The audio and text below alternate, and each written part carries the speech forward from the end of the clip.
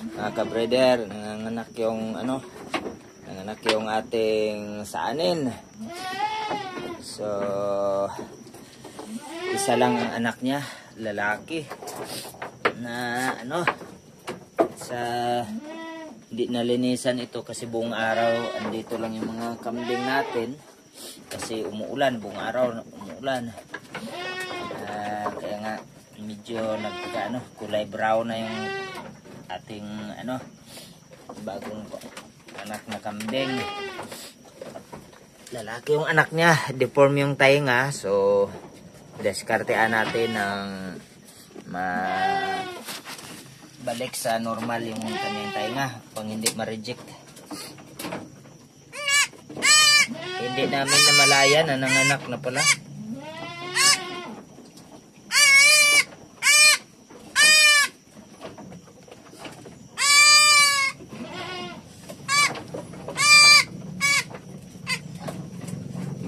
Duda ko kanina kasi yung parang may umiiyak na kambing. Tapos sa banda rito, kaso malakas yung ulan. So hindi ko pinuntahan. Tapos na slide kasi ako kanina, nagpagok yung ulo ko. Kaya nga mabuti na lang hindi tayo nagka-internal hemorrhage. Kasi hindi tayo high blood. Ngayon ng gabi ito na napansin namin na nanganak pala. Yan.